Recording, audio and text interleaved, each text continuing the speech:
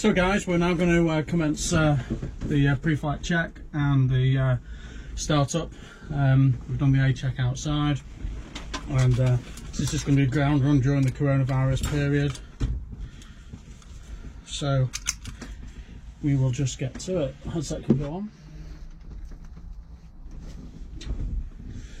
So heating and demist is off, fuel shutoff is off, rotor brake is off. So the first thing I've done is I've selected the battery, which appears on the lighting control unit here. There's various different selections on it, and I'm going to walk through a couple of these in a second. The first thing I'm noticing straight away is that we've got a decent amount of fuel.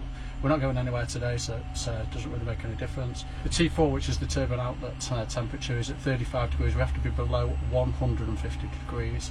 And the next important and critical item here is the battery, which is showing 24.8. We need to have a minimum of 22 volts there, and during the startup phase we can't go below 15 volts, which would be the brownout level. The battery is providing all the cooling for the engine until the engine becomes self-sustaining, which it will do at 50% NG, and we'll see that as we go through the start procedure.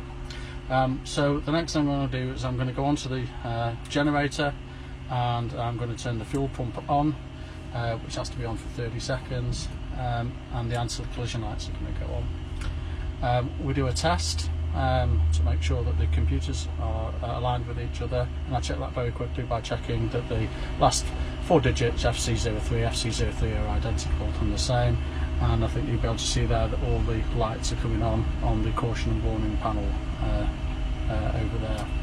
Then we go for the horn. Turn the horn on. This allows all the audible sounds to come through the headset. So the first one, the only one that we're going to hear at the moment, is going to be the fire test, which we should get a single ding. And there we have it. Temporarily the horn can then come off.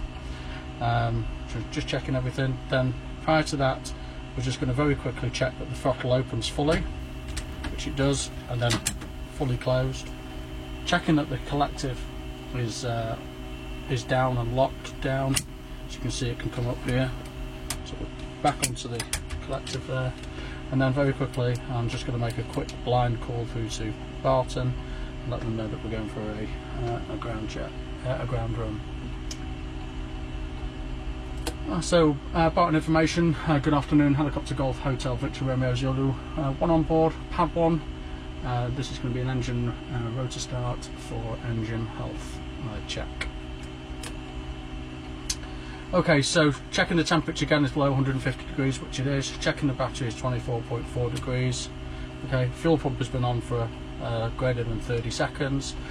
So now what we're going to do is I'm going to be selecting the starter over here, and then immediately I'm going to be looking onto the VEMD, and I'll be watching the T4, the turbine output temperature, rise. I'll also be watching the NG, we're sure that all those are within parameters. Once the engine reaches 50% NG, it's considered to be called self-sustaining, which means I can then come off the starter, which is stopping drawing power using the battery, and the engine itself, using the exhaust gases, will assist the turbine to cool the engine. So checking that the area outside is fully clear. There should be no one here today. Again, just another check. 35 degrees is below 150, which is good. 24 degrees on the battery is good. Nobody in the vicinity. We're going for the start. First thing I do is go straight onto the starter. We can now see that the voltage is dropping, the NG is increasing, and the T4, or the turbine output temperature, is increasing.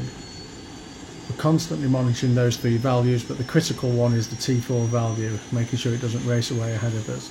Blades have started to turn, as you can now see. Monitoring those 3 parameters, the voltage has increased, and the NG is now approaching 50%. At 50% we can come off the starter, which is about there.